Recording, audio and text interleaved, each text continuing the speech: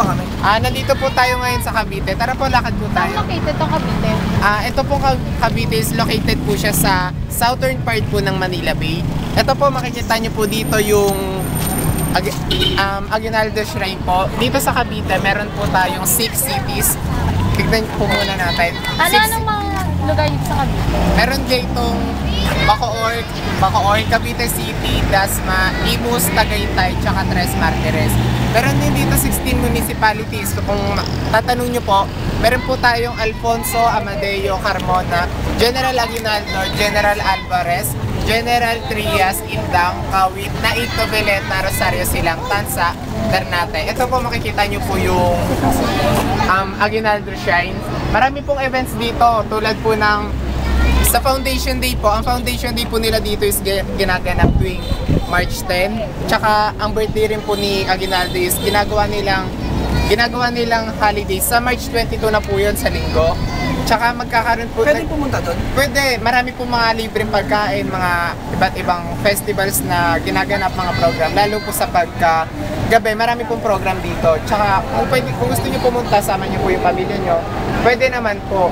Tsaka pwede rin po tayo sa June 12 kung kailan pinagdiriwang ang mansion of General Aguinaldo kung saan makikita natin yung mansion ni Aguinaldo. Tara po dito po, lakad po tayo dito. Marami po bayad doon pag pumasok? Meron po 10 pesos lang para po sa lahat ng tour guide. Then depende po yun kung estudyante po kayo, baka magkaroon po ng bawas yon, or di kaya kung by group po kayo is magkakabawas po yun. Ito po makikita nyo po yung bahay ni Aguinaldo.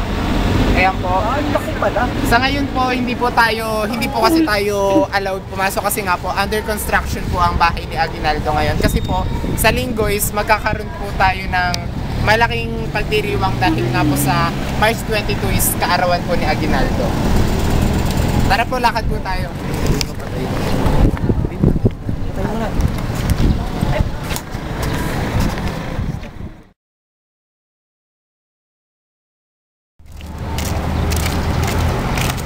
Now we are here in front of the mansion of General Emilio Aguinaldo.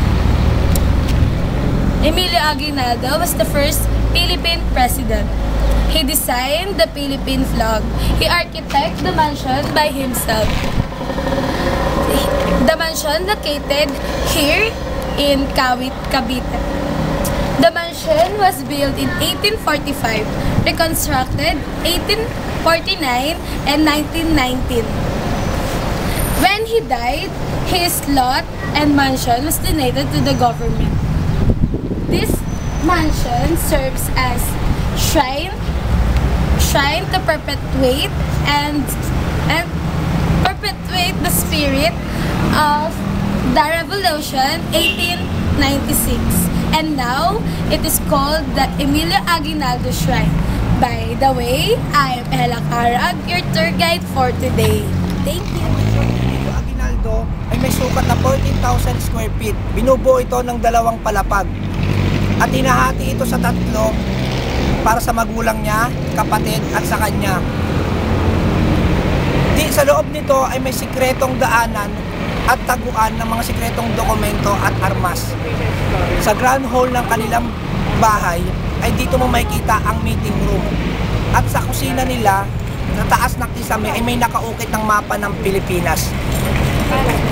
At sa likod ng mansyon nila mismo siya'y nakahimlay.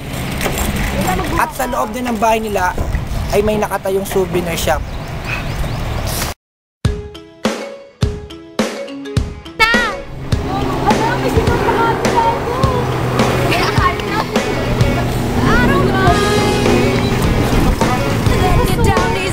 Oo, hindi ka nagsasalita. Dito tayo tayo.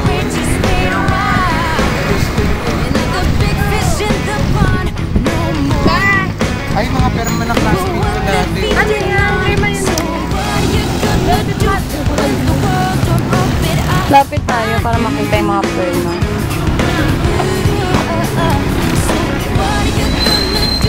Pwede pumirma? Pepper?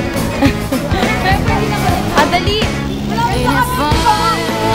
Welcome to Cavite! Tayo na nga lang.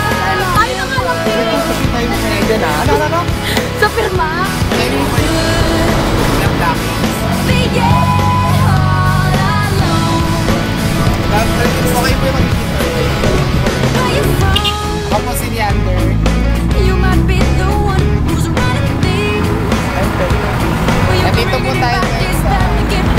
Saan kayo dito mag-isip? Lakad muna tayo dito. Nandito po tayo ngayon sa Cavite kung saan nasa South. Wait lang po, di lang ano na dito. Bakit ako? Ako lang una ka dapat din.